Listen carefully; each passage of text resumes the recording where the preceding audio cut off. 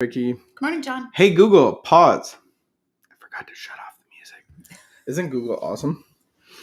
Google is awesome. Welcome to the ashestorubies conversational podcast where we talk about life and recovery, codependency, substance abuse, and everything in between. It is Wednesday morning. Everything. Not everything except sex. Although See, you're doing it again. Stop it. We've only ever talked about talking about sex. We've never actually talked about sex. Speaking of sex, I'm male and you're female. That's how we can talk about sex. That's gender. Yeah, sex. No, that's gender. MF. Keep going. All right. I was just thinking back in my past. What are one of the most embarrassing things that happened to you in public school or high school? I had an embarrassing life. I had a really traumatic childhood. Did you really? Yeah, there was a few things. But yeah. Anything you would like to talk about on camera? I'm going to let you go first. I think one of the things that I found embarrassing when I was little, like not little, when I came back from Indonesia, I called my teacher mom. Oh, that's and like everybody laughs. But who hasn't done that? Have you? Have you ever called your teacher dad?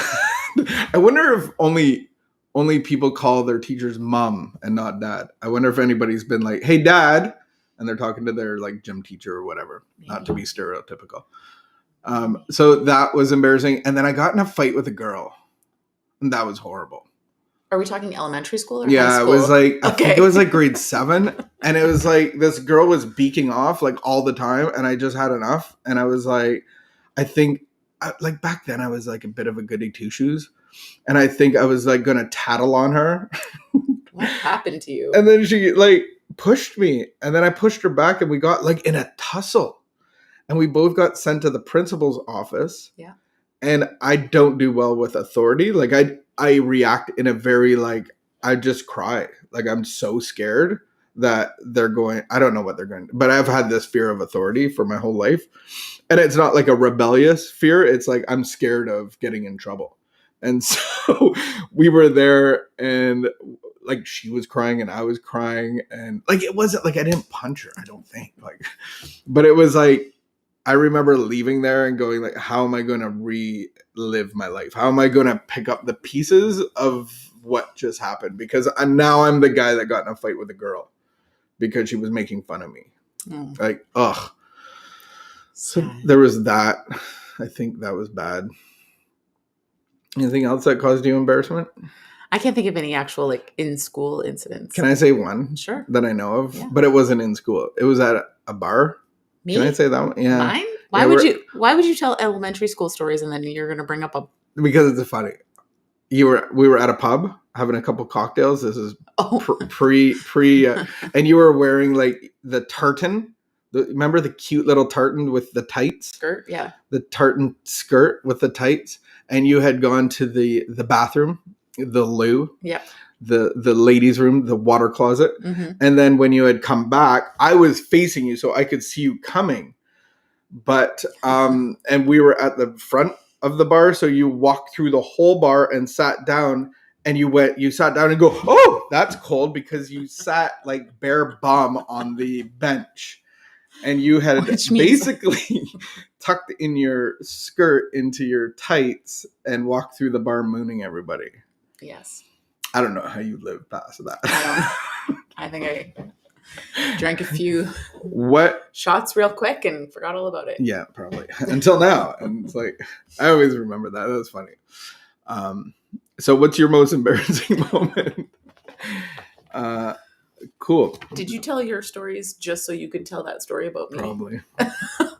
Okay, so this is the 18th. What was I going to read?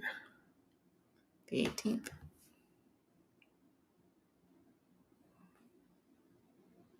Say something. You're supposed to read it out loud. Okay. To everybody.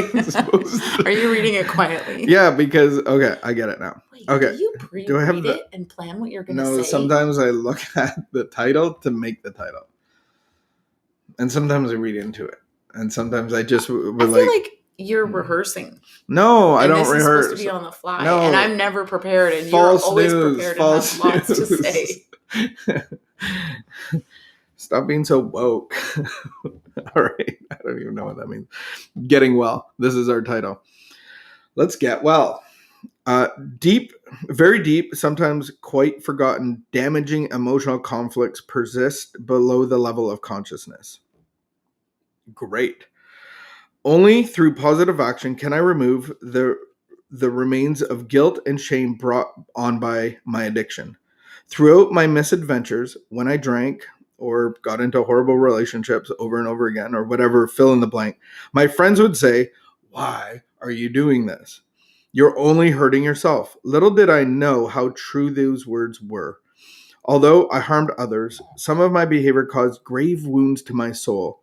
Step 8 provides me a way of forgiving myself. Step 8 being made a list of people that we had harmed and became willing to make amends to them.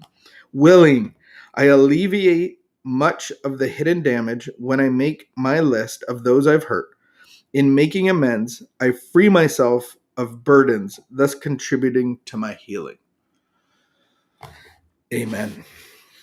Getting well. I think that I went through that process of realizing one of my favorite verses in the Alcoholics Anonymous big book is the alcoholic coming home and going, "Hey, Ma, look, life is grand. The wind stopped blowing." And it's all about that tornado, the cyclone that addiction has hit our home. But then realizing, going back and going, I lost this opportunity. I lost this career. I made a fool of myself in front of these people. I've really harmed these people, my parents, all of these things. And when I come into recovery, I'm filled with like horrific guilt and shame. Like having the police come to your parents' house, all those things that have happened. How do I actually unload that? How do I actually take that burden off or that cloak off? And I don't know if you can relate to that as a codependent, but doing the same thing over and over. I remember you divulging information to your friends and to your mom, and then getting back together with me. Mm-hmm. And they're like, "What's wrong with you? You're crazy. Stop doing that. Like, you just said he's the worst person in the world and he's robbing you of your life." And then you come back and you come back. And so we're filled with, like, at the end of it, the tornado stopped, but we're left with this wreckage of like guilt and shame. And then the one thing I've learned is guilt and shame will always take us back to our addiction. Always obsessive thinking, going back to drink because of this burden that we're carrying about the guilt and shame of our actions and ourselves, of the lives that we've destroyed, but caused embarrassment. And that's a funny way to start the conversation is, what's the most embarrassing thing you've ever done? Well, put alcohol in the mix. I've done many embarrassing things where my parents have had to come and pick me up at the police station at 8 a.m, still drunk, and all of those horrendous things. So making amends, we have to really make amends to ourselves. Like, I've harmed myself, I've harmed my person. And then how do I forgive myself? Like, so have you had that experience of forgiving yourself? Oh yeah. Yeah. I've had to forgive myself. And I think that's the hardest too, because like, I just felt so trapped in shame and embarrassment. And like, how do I ever even like face people again? Mm-hmm. But it's such a freeing process. So did you have any like big awakening when that happened? Like, did you have a release of guilt and shame and you could hold your head up high? Was there an experience that you had, or how did you do that? Like, if you were talking to somebody else, how would you lead them through forgiving themselves? Well, I think I definitely went through a process of like I mean, how would I lead them? I think it's just admitting like the reality of what I had done and where I was, and then grace and kindness to myself. And I mean, for me, a big part of it, because I have God in my life, and I believe what the Bible says, that God forgives us. And Mhm. there's lots of scriptures. There's lots of verses in the Bible that actually are very much like a healing balm to Mhm. my soul. And so, there was one point where someone had written out like a bunch of things and on these papers and given it to me, a bunch of verses, but they wrote them out like Mm. first person, like to me. No. They took most of it was out of Isaiah, the book of Isaiah. And I read that over and over and over and over and over Mhm. for a really long period of time, like until I really started to believe those things about me. Mhm. And, I think it's interesting because, a lot of us don't really have like a faith or a belief in God, or we really don't, even just this idea of worship is like weird and, but yet we've been worshiping something like Mhm. our whole life. We've been worshiping Yeah. outside circumstances. We've been worshiping people that can do things for us. We've been worshiping like our own strength. We've been worshiping Alcohol, our own drugs. ability, Yeah. alcohol, maybe a boyfriend or a husband. And, those things keep failing us. Mhm. And yet for me, I realized like there was a lot of like mantras and a lot of prayers that I prayed that were actually like really negative prayers, like terrible things that I said to myself, like, you're no Mhm. good. You're never going to get this. Like, you're always going to be a failure. You don't deserve any good things. Like, there's all Mm-mm-mm-mm. these horrible things like that were actually like mantras or prayers that So like then if you don't that I forgive repeated. yourself, if you don't walk into that healing of forgiving yourself, then you're still filled with all of that. And Yeah. it's actually selfishness because you're still thinking about yourself. You're still burdened with I'm no good, I'm Mhm. this, I'm that. And it's actually gets in the way of our relationship with God. That's really Yeah. good. And there's a really good explanations of like self-pity. I never really understood what self-pity was, like feeling sorry for myself and thinking of myself all the time, Mhm. when things get really hard and I'm sad and I'm like, there's so much hard stuff going on, I become so full of self-pity that Mhm, actually I mhm. can't see a way out. And insecurity and And there is a way out. There really is a mhm. way out. And yeah, I So could then actually going through that process of forgiving ourselves and actually being released from the bondage of self, Mhm. we can move into a relationship with God and let him identify us and let him bring us into the relationship that we're supposed to have in our getting our true identity from him Mhm. and not from our past of the shame and the guilt and all that stuff. I And remember telling you, remember I said to you just a couple of days ago, or maybe it was even yesterday, that when I started this recovery journey in the last year, someone said at a meeting, I remember when it became no longer burdensome to be me.